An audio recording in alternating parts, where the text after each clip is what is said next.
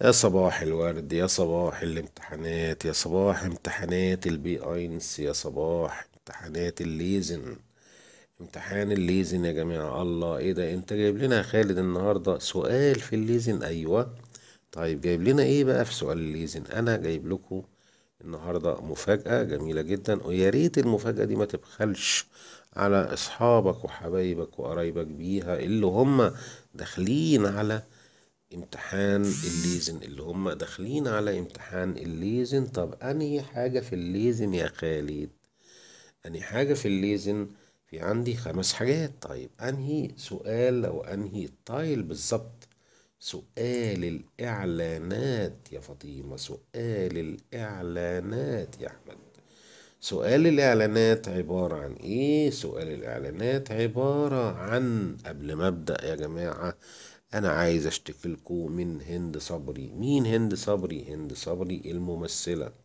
أنا طبعا بقدرها وبحترمها جدا، لأن أنا زعلان منها عشان هي قست على الألماني. قالت امبارح إن أنا ليا سنتين بتعلم ألماني ويئست منه. عايز أقول لهند صبري تعالي عندنا ونغير مفهومك عن اللغة الألمانية، ويا ريت الرسالة توصل لها. أنا بحب تمثيلك يا هند صبري، بس أنا زعلان منك في حتة اللغة الألمانية. طيب نرجع لموضوعنا، سؤال الليزن اللي هو خاص بالإعلانات. طيب سؤال الإعلانات عندي بيقول لي إيه بقى؟ سؤال الإعلانات بيقول لي إن أنت هيجي لك مواقف معينة، اهو الموقف اللي هيجي لك زيتواتسيون هتقراهم، وهتحط كل اعلان رقمه قصاد الايه الزيتواتسيون، قصاد الزيتواتسيون. طيب lesen Sie die Situation 13 bis 19 und die Anzeigen A bis J aus verschiedenen deutschsprachigen Medien. Wählen Sie, اختار. Welche Anzeige passt zu welcher Situation? Sie können jede Anzeige nur einmal verwenden. مش يعني هنا بيقول لي ايه؟ ان الاعلان ما ينفعش الا مرة واحدة بس، ما تستخدمهوش الا مرة واحدة بس. وهنا يجي فعل verwenden يعني يستخدم.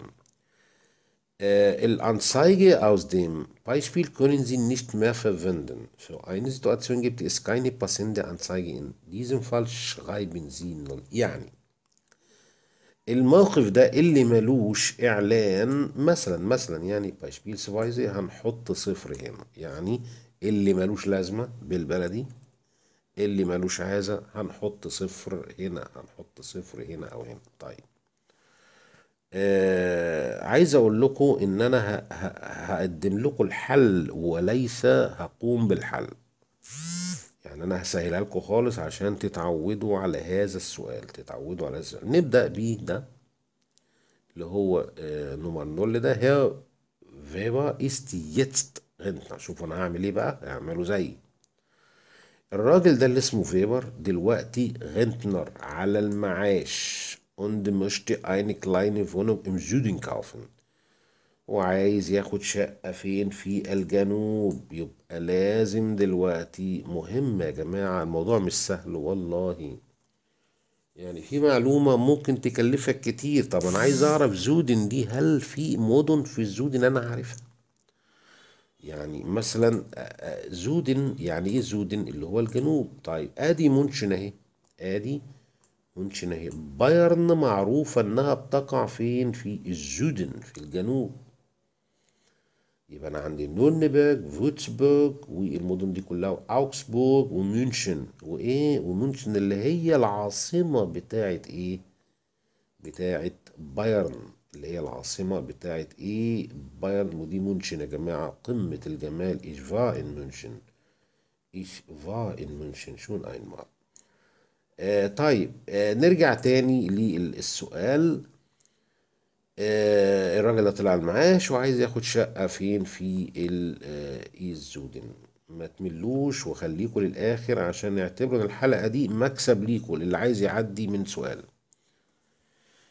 طيب 13 ماله الراجل ده؟ ينس hat ein altes Bau geerbt. عقبالكم. ده عنده بيت قديم. ايه ده؟ ورثه؟ معقولة؟ ده جئاب ورثه يا جماعة. شفتوا بقى، انا عشان كملنا ده الغلط اللي اللي بتقعوا فيه. ينسى هط هنا كلها معناها عنده بيت قديم. طيب جئاب يبقى ورث بيت قديم، ومش هيكتفي بكده، لا ده عايز مشت اس غنو فيغن يرممه الراجل، يعني مش عاجبه.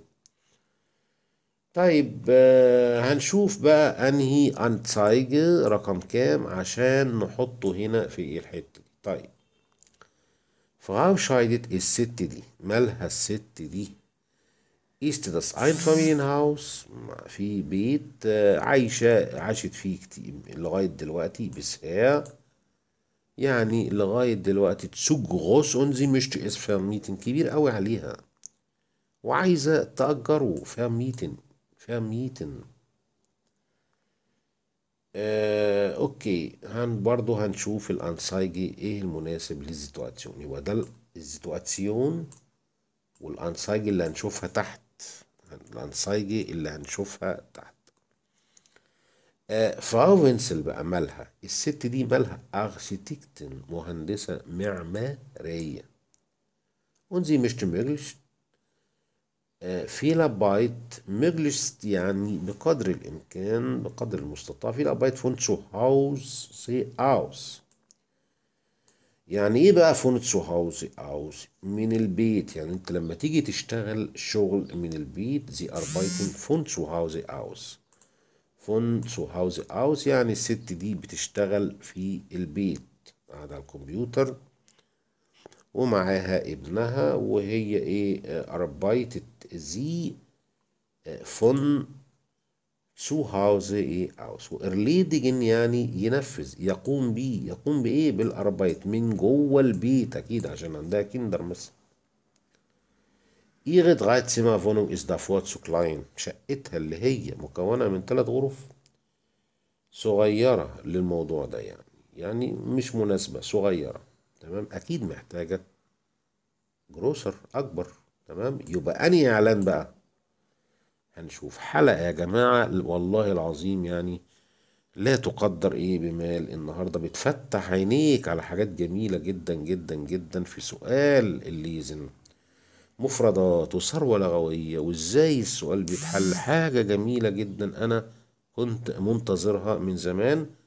وده يا جماعة وفقا لرغبات المئات، يعني في مئات الرسائل قالت لي احنا عايزين شرح من حضرتك يا استاذ خالد يا اخونا، تشرح لنا في سؤال الليزن، عشان ده هو اللي بيقف قدامنا في الامتحان. طيب طبعا دي يعني عينة.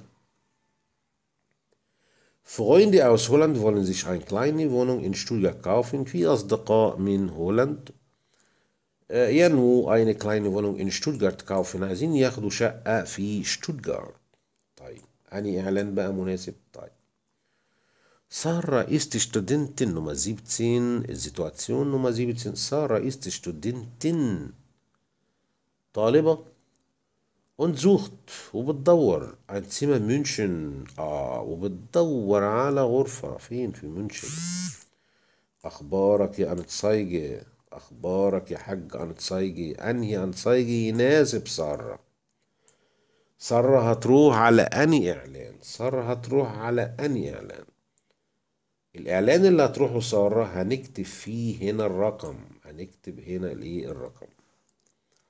فاميليا وولتر جيت أب يوني، ابتداء من شهر 6 لمدة ins Ausland und möchte in dieser Zeit die Wohnung vermieten.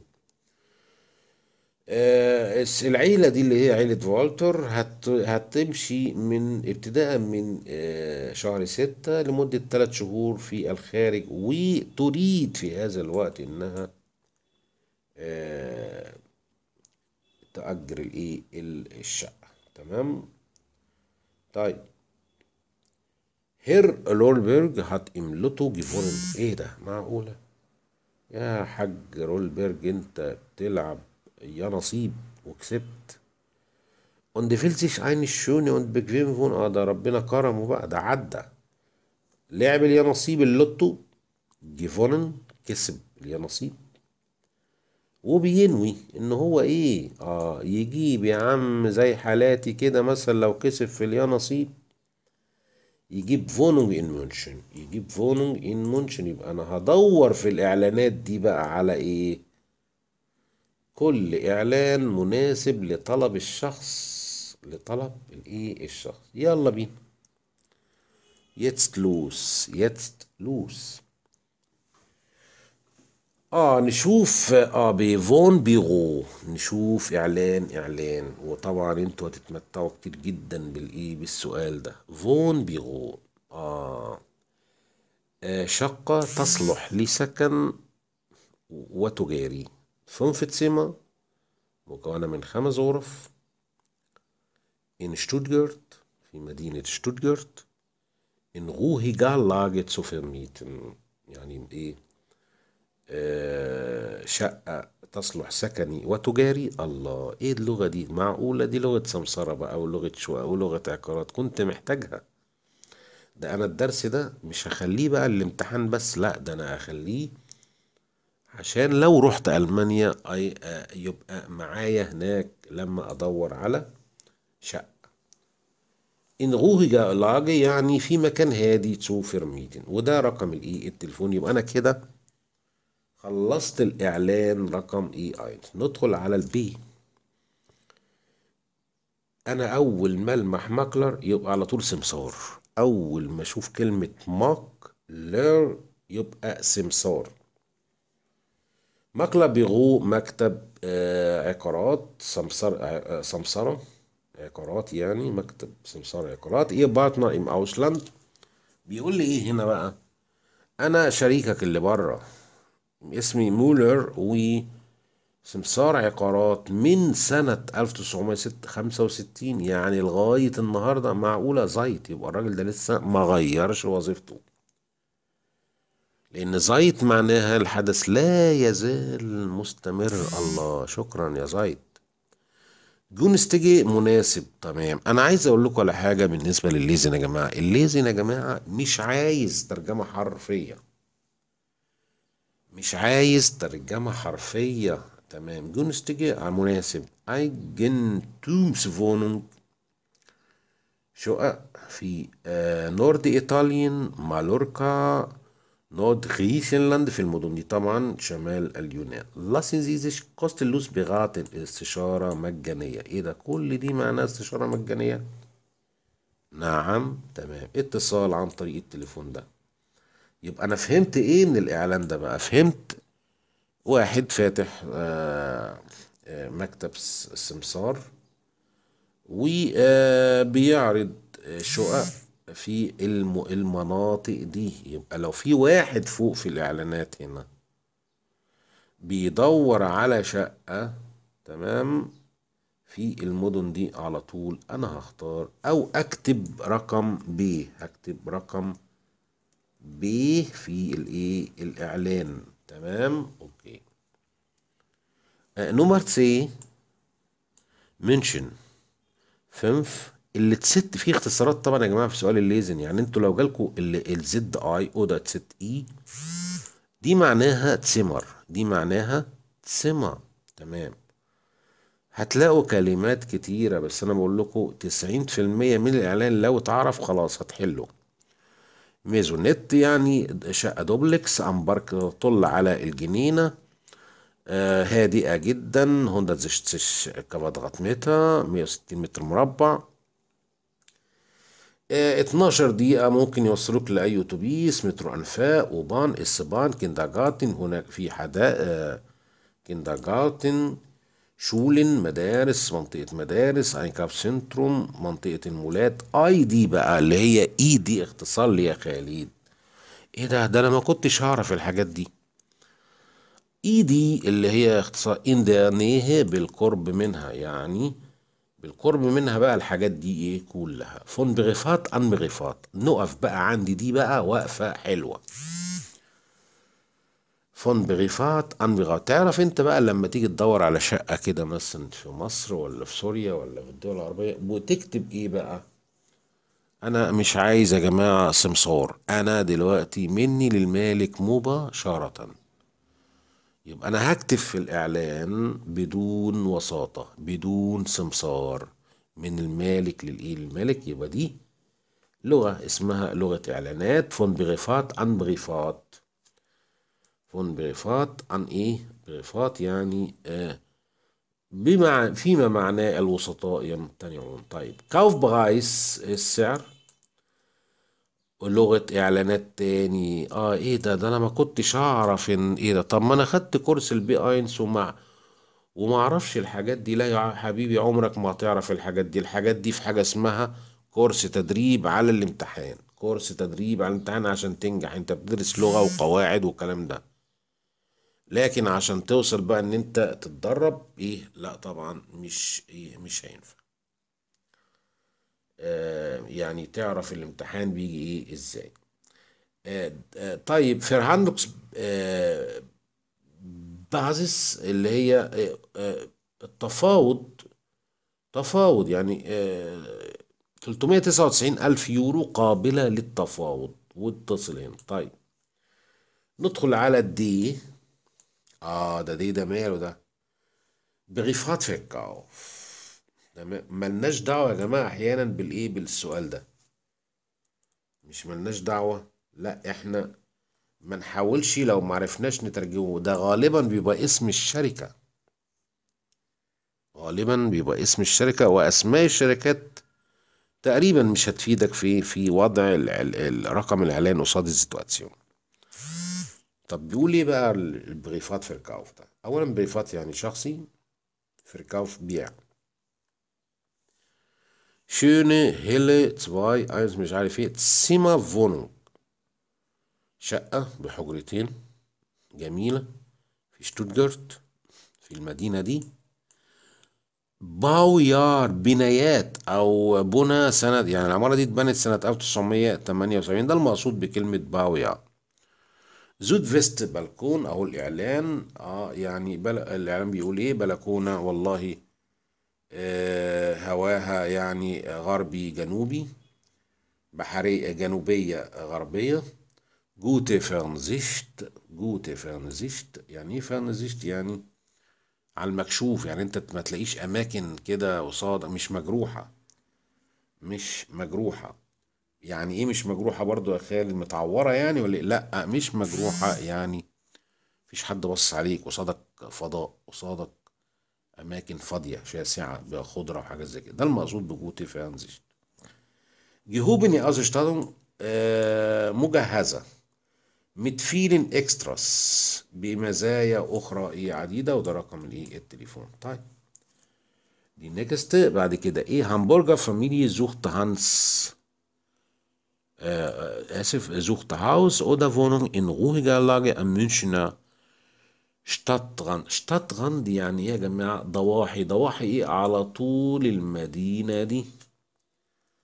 خلي بالنا يا جماعة إن الإعلانات، سؤال الإعلانات ممكن ما يجيليش في العقارات ولا الشقق والحاجات دي، ممكن يجيلي في كورس لغة، في تعليم، في حاجات زي كده، بس يبقى الفكرة واحدة، المضمون واحد. يعني الحوار أو المضمون بتاع السؤال الإعلانات كله بيبقى عن مثلا، شفتوا أنا بعمل إيه؟ أنا بترجم عن شقة، بترجم عن عيلة، بترجم عن واحد بيبحث عن مش عارف عن شقة، واحد بيعرض إيه؟ عقار، بيعرض فيلا، بيعرض مش عارف منطقة هادية. مضمون واحد. ممكن يجي لي برضه سؤال عن التاني عن اللغة، عن كورس لغة، عن اللغات في الصيف. الطلبة بتعمل ايه في الصيف؟ لازم تاخد لغة، لازم مش يعني حاجة زي كده. دي عائلة من هامبورغ بتدور على ايه؟ بتدور على ايه؟ منزل او شقة في مكان هادي، روهي جلاجة، في ضواحي مünchen. 103 شلافتزimmer، ده شرطهم تكون 3 أوض نوم. ان دير سايت اهو، شفتوا بقى اللغز هنا؟ ان ديت سايت في الوقت من 1/6 بيس 1/9، 3 شهور. اظن عدى علينا الموقف فوق، يبقى اتحلت. ندخل على ايه اف، اعلان اف. أرست mit فراو، طبيب وزوجته und 5-jährige توختر وبنتهم البالغة من العمر 5 سنوات. العيلة دي بتدور على جروسي فيرم تسمى فونو، شقة مكونة من 4 أو 5 حجرات، وممكن منزل، بس يفضل، بصوا مجلس يفضل، الله ده احنا مش هنلاقي أكتر من كده، مش هنلاقي في أي قناة على اليوتيوب أكتر من كده يا جماعة. يعني انتوا لازم تحفظوا الإيه، يعني خالد النجار، انا ايه بحييكوا النهارده عشان بتكملوا معايا للاخر سؤال الليزن. والنهارده مفاجأة كبيرة جدا للي داخلين على سؤال الليزن اهو. اللي قرب على سؤال الليزن حط سؤال الاعلانات في جيبك. مجلس ميجارتن يفضل حديقة. تمام، ندخل على جه عشان أنا كده طولت عليكم شوية، بس مش مشكلة، حلقة مفيدة. Studentenzimmer in فونهايم. يعني ايه فونهايم؟ المدينة مدينة جامعية يعني بيبات فيها الطلبة الوافدين وكده. Studentenzimmer ده فيها غرفة للبيع كمان، للإيجار آسف أهو. سوفيا ميتن للإيجار. Studentenzimmer. لو فيركاوفن يبقى للبيع، بدل ايه فيرميتن، فيرشتاندن. تمام. في غرفة في أحد المدن الجامعية اللي فين، في مünchen، للإيجار. وده إيه، بفيربونج mit persönliche Angaben، التقدم بياناتك الشخصية. شتودين فاخ، والمادة الدراسية بتاعتك والجامعة على الإيه الإيميل ده. تمام، ندخل على إعلان نمر ها. بيقول لي إيه بقى إعلان نمر ها؟ ده جامد أوي الإعلان ده. جنيسنزي، اتمتع. إيغن ليبنس آبند وأمسياتك. Apartments von 32 bis 96 Quadratmeter ab 1424 monatlich. عندنا والله شقق من 32 لغاية 96 متر مربع، سعرها بيبدأ من 1424 ايرو مناطلي. ايه ده كل ده؟ هنشوف. محتاج اسن. طيب ليه بقى ده كله؟ عشان في هنا مزايا. ايه هي؟ محتاج اسن انكلوسيف، شامل غدا. ايه الحلاوة دي؟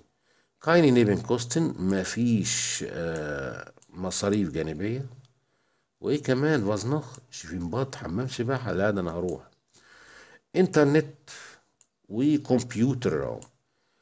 كمبيوتر روم يعني ايه يا جماعة؟ يعني اهو الكمبيوتر روم زي سايبر مثلا او كده، ده الكمبيوتر ايه راوند. تمام.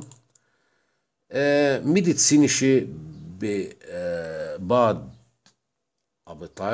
ابتايلونج يعني قسم للاستجمام او الرعاية الطبية.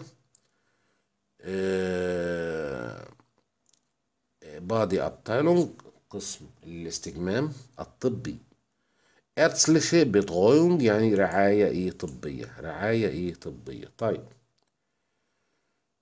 وده الايه العنوان. ولمزيد من المعلومات اسكونفت اتصل على الايه على الرقم ده. طيب نمر ايه، اعلان نمر ايه بيقول لي ايه بقى؟ الله، ايه ده الحلقة الحلوة دي؟ ما تدينا يا اخي كمان الاسئلة وخلصنا بالمرة.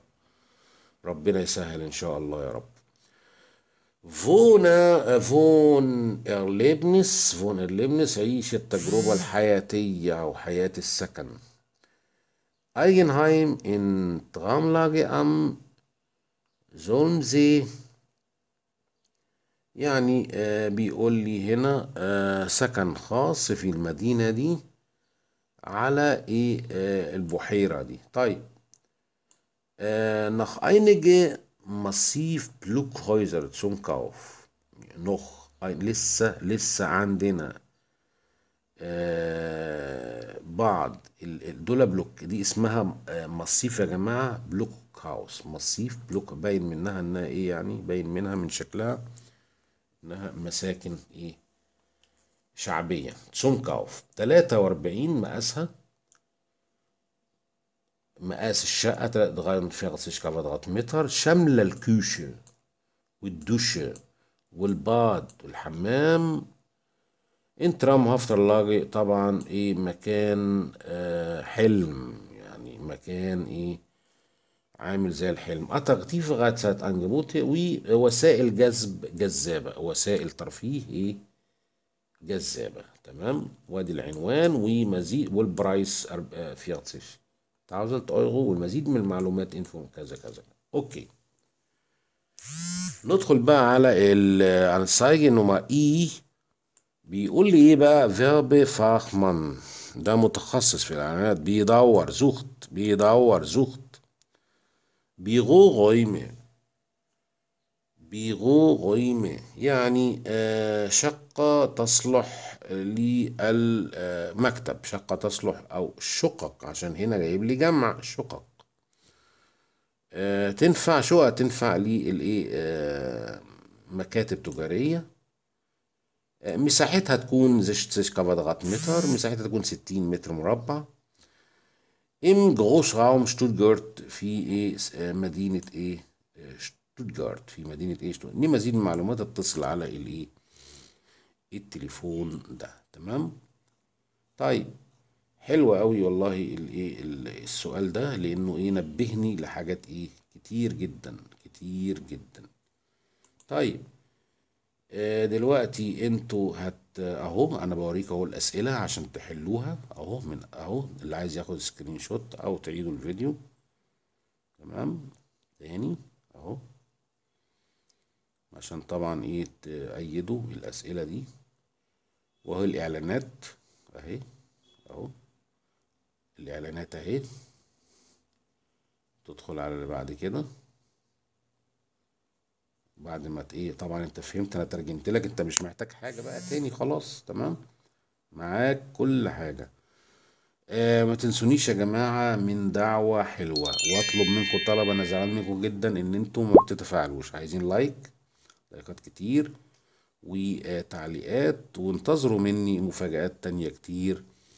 وكان معكم خالد النجار، بيست سوم نيكست مال تشوس.